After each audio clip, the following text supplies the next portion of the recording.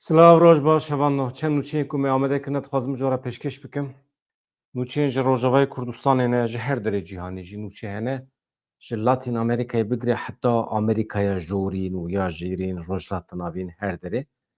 Zaxo alîgirên Zaxoyê xelat girtine ez hema ji were pêşkêş bikim hevanno. Zaxo li cîhanê bû yekemîn. Di vê naberê de ji me re bêjin, peyam binivîsînin. Deng dîmen her tişt baş be. Hûn de kura min çawa dibînin vê koşiyê ku ez lê weşanê dikim. Eger kêfa we jê rahat be binivîsînin ji me re. Alîgirên tîma futbolê ya Zaxoyê di dengdana Fîfayê de bûn alîgirên herî baş ên cîhanê. Wisa hatine hilbijartin. Tiştekî baş e. Federasyona Navnetî ya Futbolê Fîfa ji ber piştgiriya wan ya ji bo zarokên bi penceşîrê ketine, alîgirên tîma Zaxoyê hêjayê xelata alîgirê herî baş ê sala 2025 hate dîtin.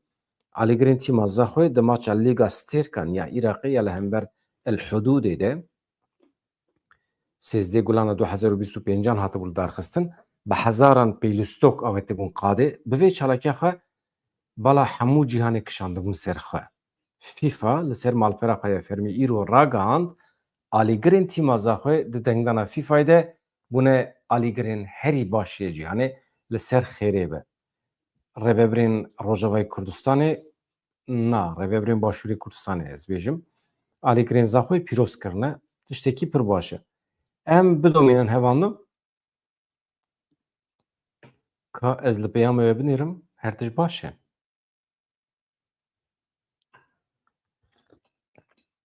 Tamam, süper. Em awsa disekirin. Em diçin nûçeya deqeya dawî ku li kantona Cizîrê pêkatiye, welatê me ê serbixwe li kantona Cizîrê dibistan 4 roja tê girtin. Sebeb çi ye? Pandemî ye, nexweşî ye.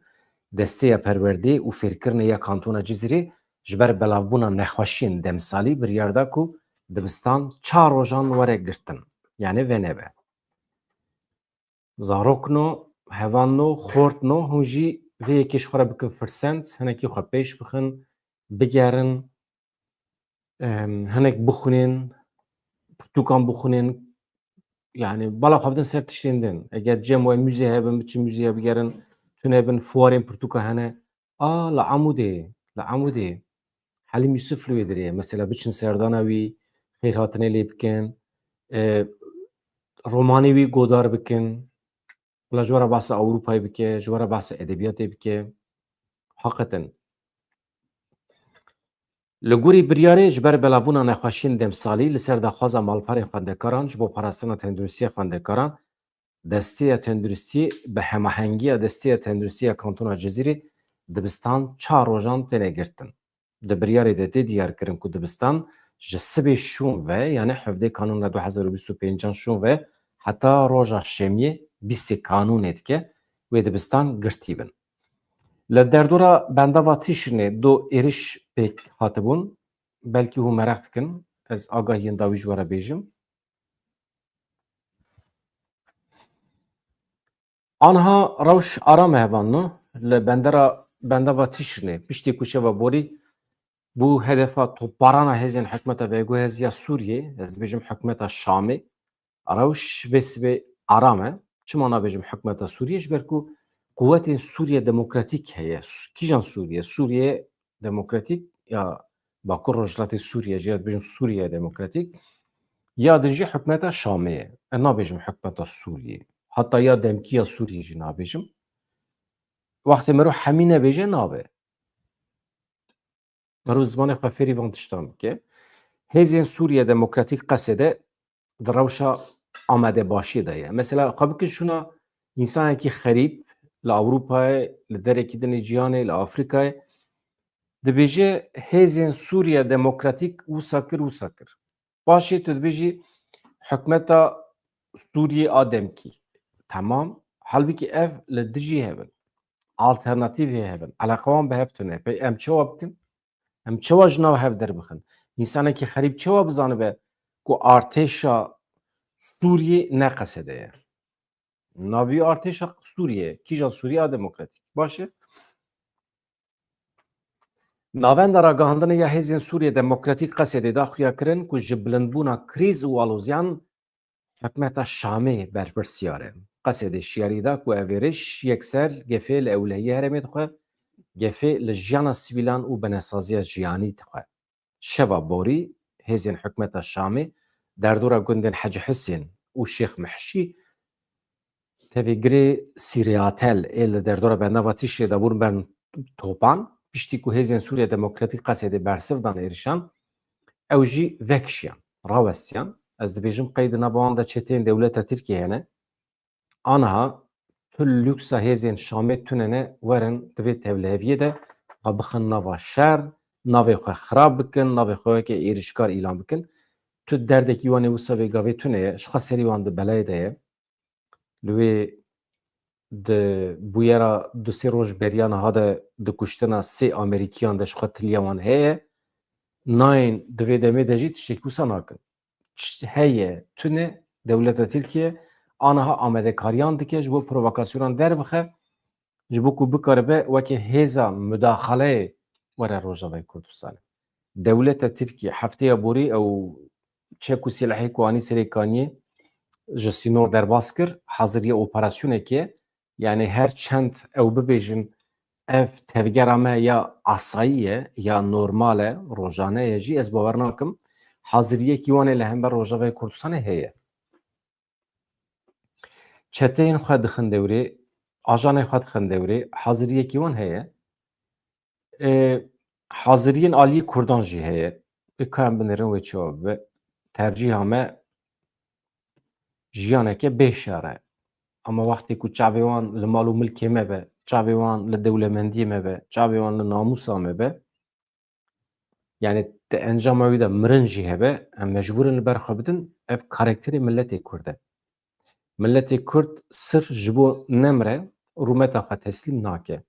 Yani ev ne karaktera me ye, yani ne suçê me ye, em wisa çêbûne, yani xwezaya me wisa ye, qisûrê nenêrin. Di xwezaya me de teslîmiyet tune ye.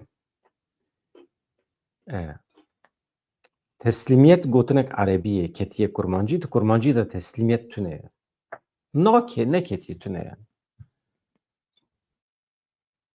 Mesela serbilindî heye, serfirazî heye, mesela rûmet heye. Wana gotinên kurmancî de bi cih bûne, wana karakterê civaka me ye hevamna. Ya wextê li cem xelkê tune ye, ji wan wetir em jî wisa ne. Na. Ême em serhildêrin. Em zû bi zû tişta qebûl nakin.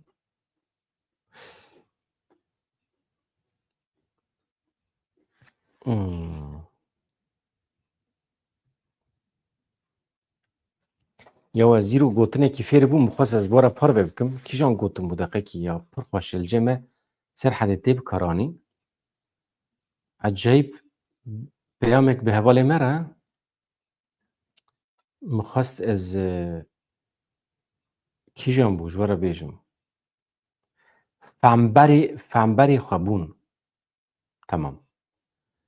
Yani hinkî ez fêmberê xwe bûme. Fêmber yani êdî min firq kiriye ku ez êdî zana me. Ji tiştekî hayedar bûme. Femberê xwe bûme. Pir kêfa me hat ji vê gotinê re ka hûn jî fikra xwe binivîsînin. Hûn çi jê fehm dikin we jî hezkir nekir. Yani di Tirkî de farkındalık olgusu. Yani êdî merûv fember bibe. Ama bi giranî ji bo xwe merûv bikartîne. Femberê xwe bûme. Haya min ji tiştan çêbiye. Veya xweş e derekî merûv binivîsîne. Merûv zanîna xwe pêş bixe xweş e. Em li ku derê mabûn, me gotibû êrişên dewleta Tirk li ser bendava Tîşrînê niha piştî ku Hêzên Sûriye Demokratîk Qesedê bersiv dan êrişan, Hêzên Şamê yan jî çeteyên dewleta Tirkiye yên êrişkar vegeriyan, şûn ve vekişiyan. Di gel vê rewşê jî Hêzên Qesedê di asta amadebaşiyê de ne li herêmê. Şeva borî gundên Hecî Husên, Şêx Mehşî, girê Sîriyatel ê nêzê bendava Tîşrînê ew bûbûn hedef li başûrê Kobanê ne. Wekî din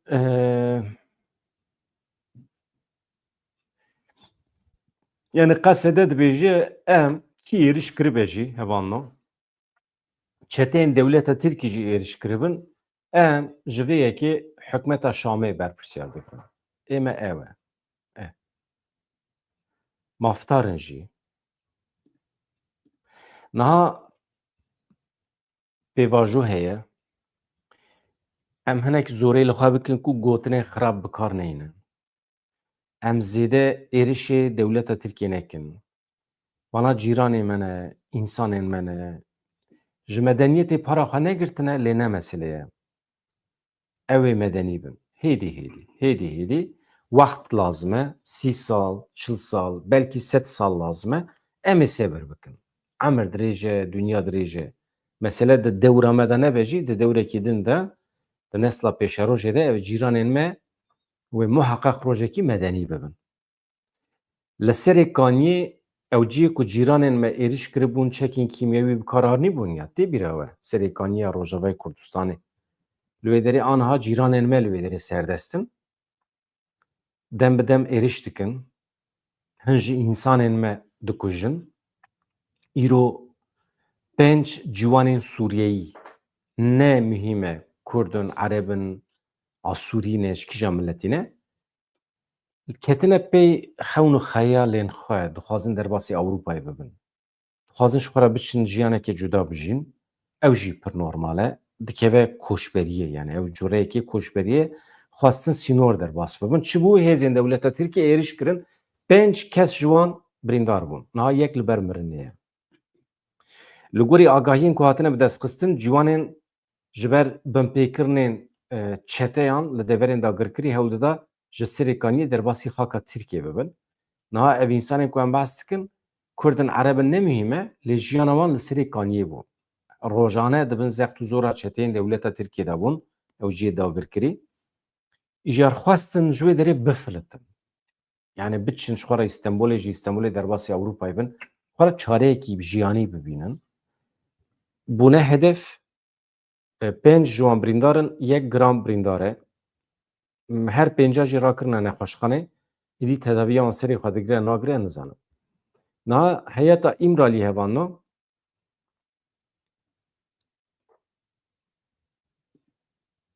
ev bû deqekî erê me gotibû Davîtoğlu ne? Niha Davîtoğlu tu giraniya wî di siyaseta dewleta Tirkiyeyê de tune ye. Zemanekî Serokvezîr bû. Formalîte Serokvezîr bû. Wezîrê Karê Derve bû. Di tevlihevkirina Rojhata Navîn de rola wî heye. Aqilmendê Tayyip Erdogan bû. Ji ber ku profesör e, xwendiye, ziman zane. Qet nebe hindik be jî ji medeniyetê para xwe girtiye. Ya rastî di meseleya rêveberiya di rêveberiyên heremî de ew wextê êrişê ser heşt navçeyên me kirin Davîtoğlu wê demê berpirsiyar bû. Di wê derê de rola wî nexirab e. Xwestiye êrişên dewleta xwe bide seknandin li ser Cizîrê, Silopiyê û bajarên din ew mesela xwe rêveberiyê hebû tê bîra we. Çîra dibêjin xendeq yani şerê xendeqê. Hevalê me pir hez nakirin gotina şerê xendeqê bikar bînin. Ji bo xwe rêveberiyê bû. Davîtoğlu qasê ku min bihîst ji siyasetmedarên me rola wî nexirabiye. Heqeten xwestiye meselê çareser bike. Xwestiye ambulansan bişîne hewara wan însanên birîndar lê hêzekî kûr hebiye pêşî lê girtiye. Nehîştiye Davîtoğlu bikeve hereketê. Ez wisa pê hesiyam. Yani hevalê me siyasetmedar dişêkirandin rola Davîtoğlu ka em binêrin di hevdîtinê de çi gotiye. Hevdîtina navbera heyetên İmralî û heyeta Partiya Davîtoğlu, Partiya Gelecekê jê re dibêjin, îro dest pê kir. Davîtoğlu endamên heyeta İmraliyê li ber deriyê navenda giştiya Partiya Gelecekê hevû didîtin yani hatin pêşwazîkirin. Heyeta İmralî hat pêşwazîkirin li ber derî. Heyet pişra derbasî salonê bû. Davîtoğlu diyar kir ku pêvajoya çareseriyê hêdî dimeşe. Li Tirkiye divê mafê hemû zimanan parastî be zimanê Kurdî jî di nav de. Heyeta İmraliyê û ya Dem Partiyê Di çarçoveyê hevdîtinên xwe yên bi partiyên siyasî re îro serokê giştî Partiya Pêşerojê Ahmed Davutoğlu ziyaret kirin. Heyeta ku ji parlamenterên Dem Partiyê pêk dihat Pervîn Buldan, Mithat Sancar her wiha Faik Özgür Erol li Enqereyê li navenda Partiya Pêşerojê Davutoğlu re civiyan. Mijara serekê civînê çi bû? Elbet hevdîtina bi Abdullah Öcalan re bû. Dibe ku silavê xwe jî şand dibe Öcalan ji Ahmed Davutoğlu re. Rûdanên dawî yên pêvajoya çareseriyê gavên din ên werin avêtin hatin nîqaşkirin bi Davutoğlu re. Giraniya wî ya siyasî heye tune meselekê dine qet nebe hevdîtin didomin. Bîstê Meyê wê AKP jî ziyaret bikin. Ew jî manawî tune AKP rapora xwe hazir kiriye. Mantıqa ku Mehmet Uçum jê ra pêşengî bike mantıqeke çawa ye? Çi dikare amade bike yani? Eleqa nasnameya Kurdî, eleqa doza Kurdî bi vê pêvajê tuneyê dibêjin. Êmerû çawa bike? Davutoğlu piştî hevdîtinê di civînekê çapemeniyê ya hevbeş de axivî diyar kir ku Tirkiye di qonaxekê gelekî giring de ye, qonaxeke hestiyar re derbas dibe, balkişan ser leza pêvajoya rexne li desthilatê girt. Bi dîtina min dibe pêvajo hêdî dimeşe. Lewma divê di demekî herî nêzde bigihêje encamê. Qas dereng keve ew xwesa li dijî menfaetê Tirkiyeyê dibêje Davutoğlu. Divê desthilat pêvajoyê lestir bike, di dema herî zû de zemîna yesayî a pêvajoyê amade bike. Davutoğlu her wiha bang li Komîsyona Parlamentoyê jî kir, rapora xwe ya dawî pêşniyazan di demekî nêzik de amade bike û pêşkeş bike. Niha behsa çand û ziman dike, ev xeleke ku hasasiyeta Kurdan nîşan dide. Mafê çandî, zimanî di derbarê vê de Davutoğlu helbesta xwe nîşan daye dibe hemû ziman pîrozin. Divê li Tirkiye mafê hemû zimanan parastî be, zimanê Kurdî jî elbet a serekê ye di nav de be. Mafê her kesî ye ku zimanê dayîka xwe fêr bibe, perwerde bi zimanê dayîkî were girtin. Dî em nizanin Davutoğlu alîgirê ku zimanê bibe zimanê perwerdê li Tirkiye mesela. Alîgirê ne alîgirê vê derê de ne zelale. Kurdî bibe zimanê fermî nebe zimanê fermî ne zelale. Em helbesta wî mereq dikin tabii. Davutoğlu dibêje pêwendiya pêvajoya navxweyî bi geşedanên herêmî ve heye. Arewşa Sûriyê bi vê pêvajoyê ve girêdaye. Peymana dehê adarê baweyekê ku mafê demokratîkê Kurdan li herêmê biparêze divê were bicihkirin ve baş e. Peymana dehê adarî de mafê Kurdan heye. Eger were baş were pêkanîn. Leskirina pêvajoya danîna çekan jî wê pêvajoya amedekirina zemîna yasayî li Tirkiye bi lestir bike. Wekî din Mithat Sancar jî axifiye ka em bibînin çi dibêje. Teqez kir ku ji bo pêşketina pêvajoyê divê pêngavên hukukî werin avêtin, yasayên aştiyê bêne derxistin. Ev normal e. Hefteya borî jî ji xwe Dewlet Bahçelî ziyaret kiribûn. Li gorî planê ew biçin serdana CHP Özgür Özel jî. Mesele ev e. Hevan no. Niha di derheqê vê mijarê de tiştek ku em bêjin ev e. Em li bendêne ku helbesta MHP û AKP zêdetir derkeve pêş ji ber ku pêşengên vê pêvajoya bixwane. Trump tiştên balkêş dibêje. Baweriya min dibê ji bo Ehmed Elşara hê jî heye. Rojnamevanên Amerîkî di nava şik û gomanê de ne. Yê êriş kiriye eşkere ye. Derketiye holê ku hevalekî berê ye Ehmed Elşara ye. Endamê wan e. Yekê tundrew bîye. Lê Donald Trump bi îsrar dibêje na. Ew dibe Daişî ye. Ya tu ji ku zanî Daişî ye? Xuya ye pîlan û projeyekî Donald Trump heye. Dixwaze vê meselê bixestûye Daişê. Dixwaze Hetêşê hikûmeta Şamê, artêşa Şamê muheqeq tevlî ev hêzên hevpeymanî bike, hêzên koalîsyonê ji bo têkoşîna li hember Daişê. Xuya ye pîlan û projeyekî wî heye dixwaze bimeşîne. Nûçeya me ya sereke di derbarê tifaqa li hember Tirkiye, Kıbrıs, Yunanistan û İsraîlê ye. Ev mühîm e. Dixwazim li bendê bin em hinek bikarbin bi hevra şîrovê jî bikin. Serokê Amerîkayê Donald Trump ragihand ku tevê êrişa sêzdeh kanûnê li Sûriyê ew sê eskerê wan hatibûn kuştin. Hê jî divê baweriya min bi serokê Şamê Ehmed Elşara heye. Donald Trump li koşka spî di merasima dayına madalyaya parasına sinori Meksika'ydı persen rojnamevanan bersivandın. Rojnamegeran ji Donald Trump persi. Piştî ku êrişekê çekdarî de du esker û welatiyekî din tercümanê Amerîkî hatibûn kuştin, gelo û hîn jî baweriya xwe bi Serokê Demkiyê Sûriye Ehmed el-Şara tînin yanna. Donald Trump vekirî dibêje erê ez hê jî baweriya xwe pê tînim. û ser da tiştekî din îdia dike. Wekî wekîlê Ehmed el-Şara daxife, divê tu eleqa Ehmed el-Şara bi vê êrişê tune li hemberî me gelekî mehcûb e, ha belkî jî dixwest mehcûbiyeta Ehmed el-Şara biafirîne Donald Trump. Em nizanin. Yani dixe rewşekî wisa sûcdar ku mehkûm be, ku mehcûb be li hember Amerîkayê. Dibe ku ev hemî plan û proje bin. Ew eskerên Amerîkî bûne qurbanî. Bûne qurbaniya komployekî em mû jî nizanin.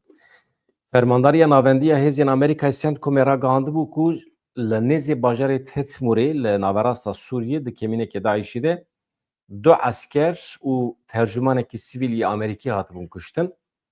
Sê esker jî birîndar bûbûn.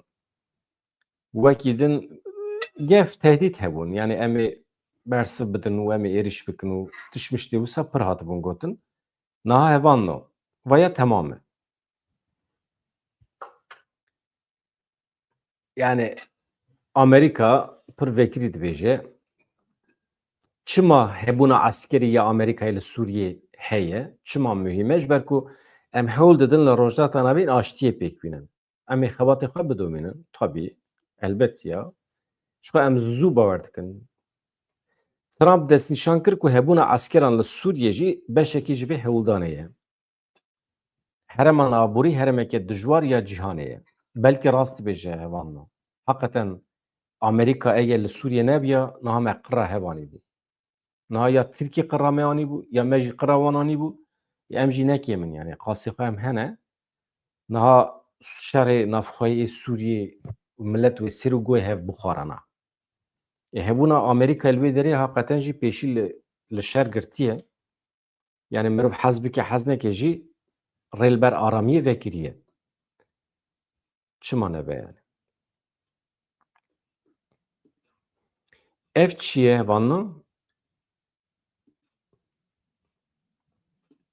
Ev jî ya Amerîkayê êriş kir heş kes mirin û dixwazin ez wî pêşkêş bikim.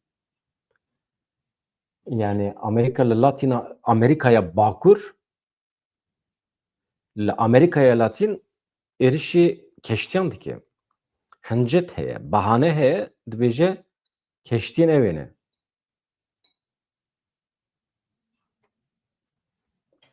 Keştiyên deqekê ez hema bînim. Qaşo min not girtibû.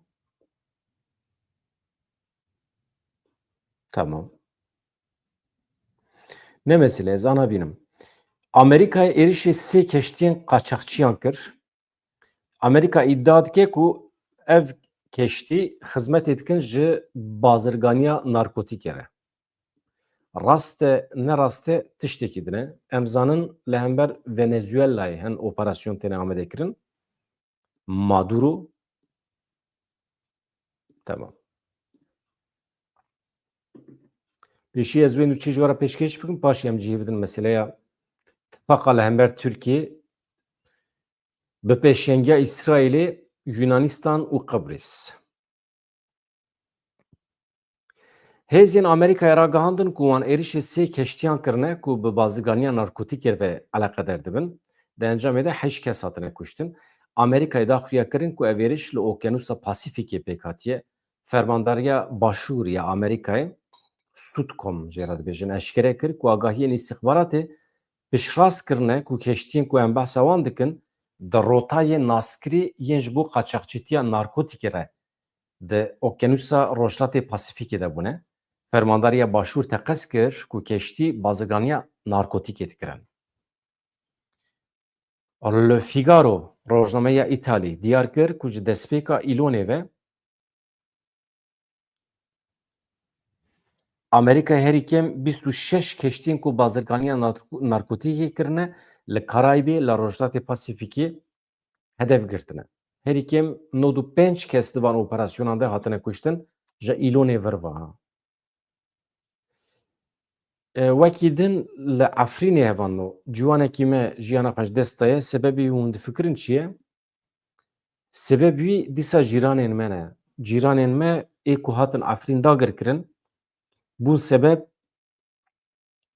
ku gencekî me di encama îşkenceyê de jiyana xwe ji dest bide ji ber ku wan kir. Cîranên me xortên me îşkence kirin hevanno. Cîranên me yê Tirk hatin ketin Efrînê xwastin destanîn ser mal û milkê ciwanekî wî xortî jî got na ez destûr nadim heta ez sax bim li dunyayê ez destûr nadim we hûn mal û milkê min bixin bazarê. Hûn dest dayînin serê girtin îşkence lê kirin xort giran birîndar bû paşê rakirin Şamê anha li Şamê em pê hesiyan ku jiyana xwe ji dest daye veya di encama îşkenceya cîranê me de çêbîye.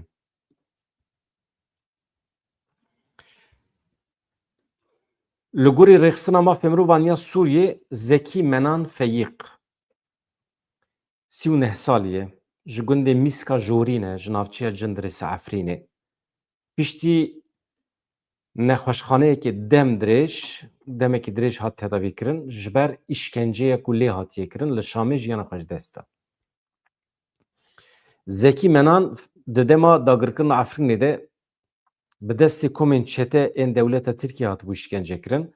Rêxistinê diyar kir ku ji ber ku Feyiq radestkirina mal û milkên xizmê xwe ên koçber red kiribû, rastî îşkenceya giran hatiye ji aliyê çekdarên dewleta Tirkiye de. Ji vê derê em fehm dikin ku xizm û eqrebayê wî Efrîn terikandine, Cindres terikandine çûne, ew tenê maye li wê derê weke mîna xwedî li wan bax û bostanan û zeviyan derkeve ve çeteyên dewleta Tirkiye jî ew girtine îşkence kirine. Di dawiyê de çi biye nexweş giran birîndar biye rakirine Şamê. Rêxistinê destnîşan kir ku şopên îşkencê li ser Zekî Menan Feyiq hebûne, ew bûne sedem ku tenduristiya wî xirab bibe, ew biye sebeb ku ew îşkenceyê bûne sebeb ku giran nexweş keve, di encama wê nexweşiyê de jî jiyana xwe ji dest da. Cîranên me gelo anha gihîştin hedefa xwe. Eger gihîştibin hedefa xwe ya desteserkirina mal û milkê Kurda, gihîştin hedefa xwe ya kuştina Kurdan, lê tiştekî da ez bar dikim bi ser neketine. Di kuştina gencan de, di desteserkirina mal û milkan de hedefa dewleta Tirkiye yek tiştekî ye. Em çi bikin çavê Kurdan bitirsîne. Ji ber ku kuştina însanekî herhalde ji bo dewletekî ew qasa mezin ne mevzu bahis e. Yani ne meselekî ew qasa girîng e. Ama bi kuştina însanekî tu çavê milyona însanê bitirsînî ew armanca dewleta Tirkiye. Ez dibêjim di vê derê de nagêje hedefa xwe, negîştî hedefa xwe jî. Ji ber ku heta niha pir komkujî pêkanî. Negîştî hedefa xwe. Nagêje jî. Ana pêvajûl berxitmandinê ye.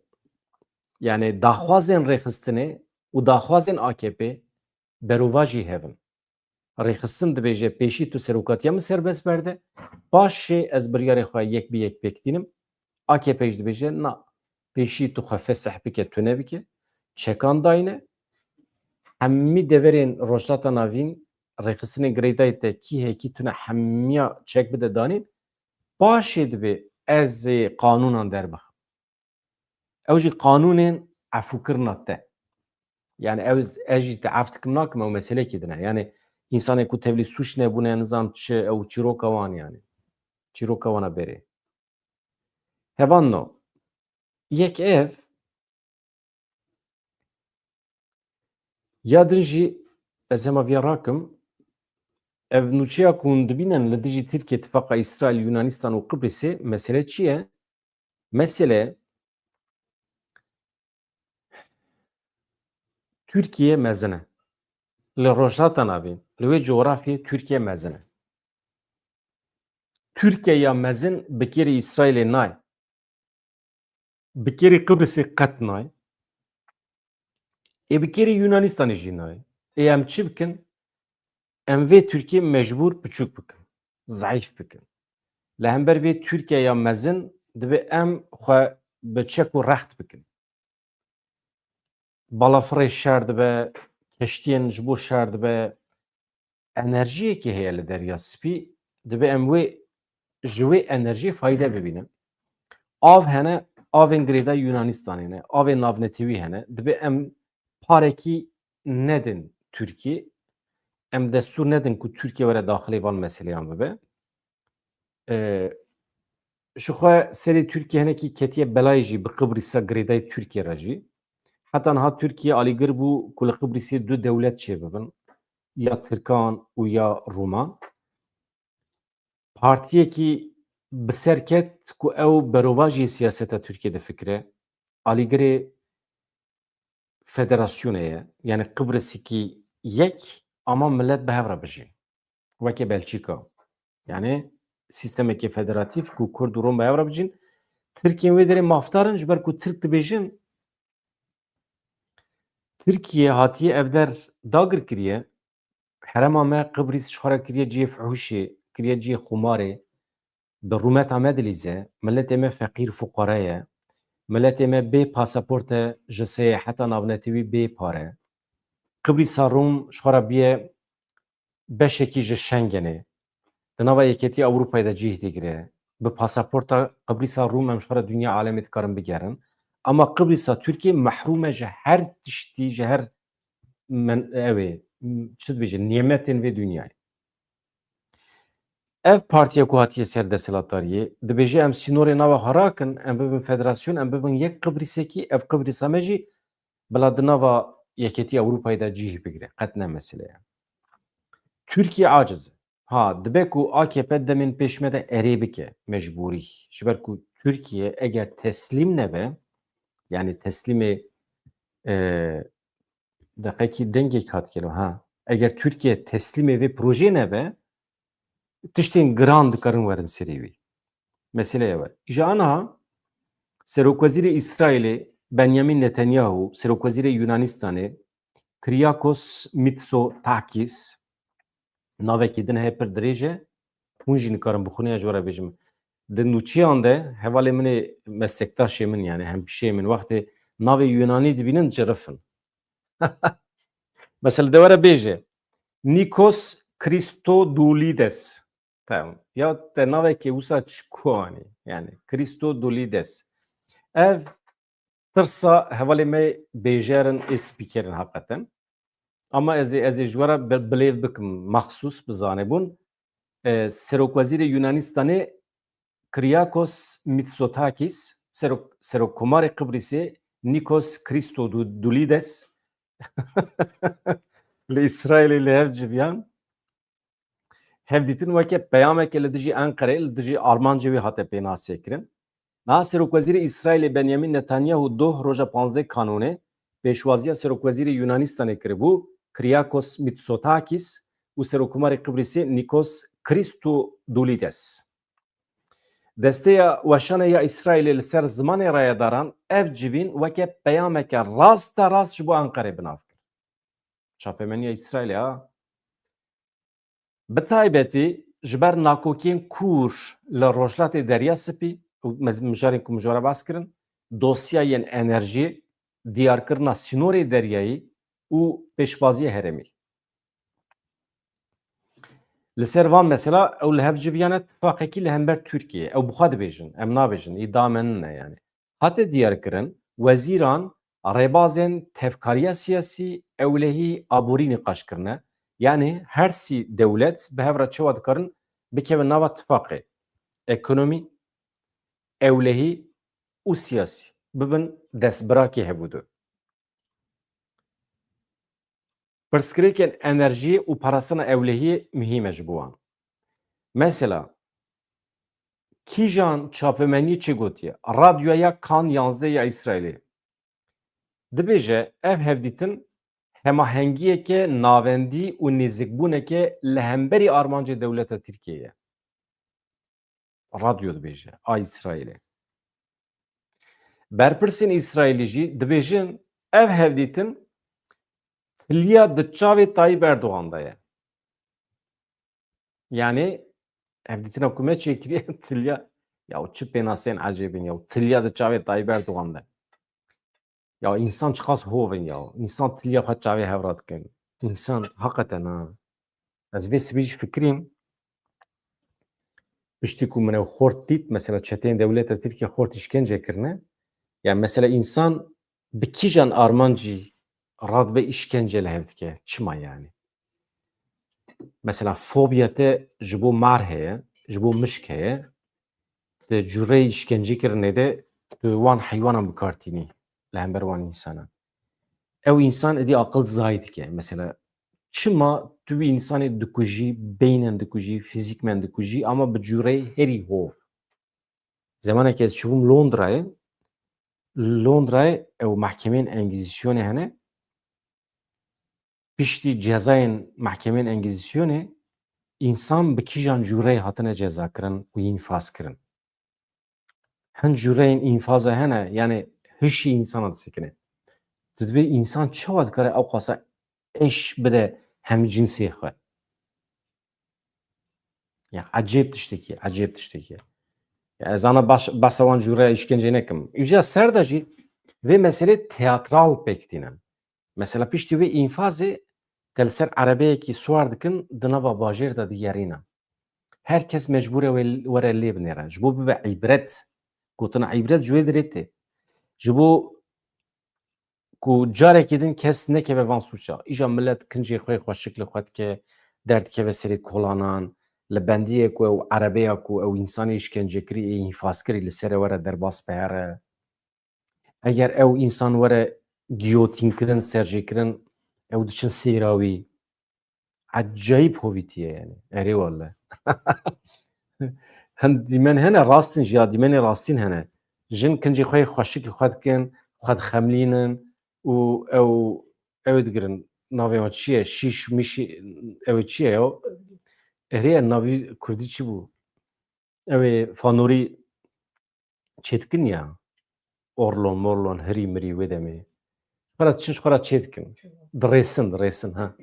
Gotina rêsandin hat bîra min. Diçin wê de ji xwe re fanorî dirêsin, gore dirêsin, ji xwe re temaşe dikin însan çawa hewû du qetil dikin wekî fîlm. Îja îro nayê gotinan heye tilya çavê Erdoğan de yek jî ew ê. Ya îşkenceya li însan. Ev hemî anî bîra min însan çawa hov e. Ya çawa mümkün e du însanê ku hevû du nas nakin dikarin hevû du qetil bikin. Veya ji bo zarokê me jî derbas dibe. Mesela gerilayekî bifikirin, askerekî Tirk bifikirin, her du jî însanên baş in. Her du jî wezîfeyê xwe dikin. Zarokên coğrafyên cuda ne, belkî li bajarekî hev bibînin, belkî qehweyekî bi hev re vexwin, çayekî bi hev re vexwin, belkî xwarin pêşkêşî hev bikin.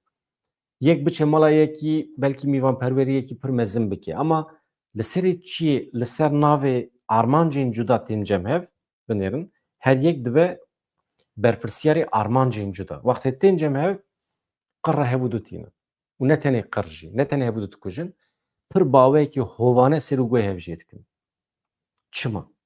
Çi ye tişte ku mirovan mecbûr dike merû bikeve nava vê helwesta dij însanî, dij mirovî. Çi ye tişte ku mirovan ber bi vê derê ve dibe? Ev divê were lêkolînkirin, ev mantiq dibên ji nava civakî were derxistin. Mesele ew e. Du însanên hevû du qet nas nakin. Ne zeviyê wan nava hev dane, ne guzê wan nava hev dane, tu tiştekî wan nava hev de tu hev nas nakin ama hevû du amade ne pir bi hovane bikujin. Çima? Êde. A ji were pirs. Femberê xwe bûm we çawa dît? We nivîsan tiştekî. Hinkî ez femberê xwe bûme, ez wisa difikirim. Yani hinkî ez hatime ser şiyar bûme. Yani hinkî ez şiyar bûme. Ev gotinekî me li serhedê em bikartînin. Femberê xwe bûm. Ez ê bikar bînim dem bi dem.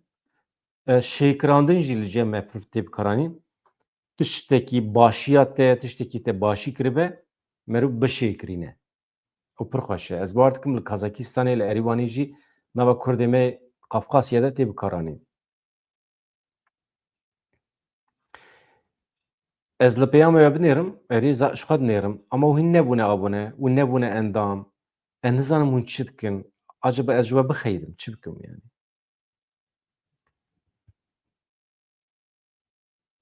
Ha, fanorî li cema tune ye. Ceme heye. Ceme Serhedê em dê fanorî birêsin. Fanorî cureyekî qezax e yani. Eger tu nebêjî fanorî tu yê çi bibêjî mesela? Ceme fanorî gore dirêsî. E. Li cem Kurda ji we re bêjim. Kurd tamam. Sereşkin, serbilindin filan ama tişta herî xweş ê Kurda zimanê wan e. Zimanê we ye yani. Zimanê we pir ecayîb xweş e. Îro ez rastî evekî jî hatim. Rastî vîdyoyekî hatim. Navê wî çi bû ya? Evê ku vê sivê axivî navê çi bû? Gazetecî. Emre Uslu. Emre Uslu hûn zanin li ser navê artêşa Tirkiye li ser navê polîsê Tirkiye pir xebitî li Bakurê Kurdistanê. Wî rojê min vîdyoyekî ji bo we re parve kiribû. Tê bîra we. Min gotibû di medya civakî de ê Kurdî xizmetê dike, di YouTubeê de ê Kurdî xizmetê dike bi îstikrar. Ez behsa televizyonê me nakim, rêz û hirmeta wê heye. Yani em tenê mane, em dixwazim em pêş kevin, em dixwazin hêşmara me zêde be. Min pisporekî Tirk godar kiribû, Emre Uslu bû. Digot em çûn Bakurê Kurdistanê, me firq kir ku însanên wê derê pir xweş Tirkî diaxivin.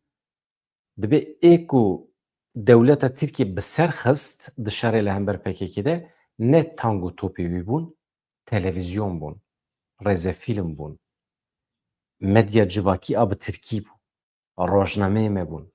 Yani pêşxistina zimanê Tirkî li Bakurê Kurdistanê dewleta Tirkiye bi ser xist. Ne bi tang û topan. Ji ber vê yekê me xwest em bînin bîra hevalên xwe, dostê xwe ku pêşxistina Kurdî pir muhîm e. Ji bo ku em bikaribin di armancê xwe de bi ser bikevin, madem çek û sîlehê me tune ye, madem em bi kar nayînin, madem em gihîştin wê encamê ku bikaranîna çek û sîleh bi kêr nayê ji bo serkeftinê, wê demê em çi dikin? Em giranî didin zanîna xwe, ilmê xwe û bi Kurdî. Zanîn û ilmê te eger bi Tirkî be mena wî tune ye. Çünkü tu zanîn û îlim bi şiklekî dî zarokê xwe bi Tirkî, tu paşê fêr dikî bi Tirkî, ew zarokê çe kanalîzeyê cîhana Tirkî dibe. Cîhana Tirkî de jî vîrûs û nexweşî hene tê digêje me, digêje zarokên me. Tu çi qas li dijî asîmîlasyonê bi Tirkî tê bikoşî jî zarokê te dîsa digere tê asîmîle dibe ji ber ku muheqeq diçe godar dike Tirkî li derekî.